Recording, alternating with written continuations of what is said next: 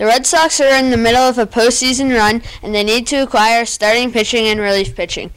I know the Red Sox have a ton of great prospects, but they need to get rid of some to get good relief and starting pitching.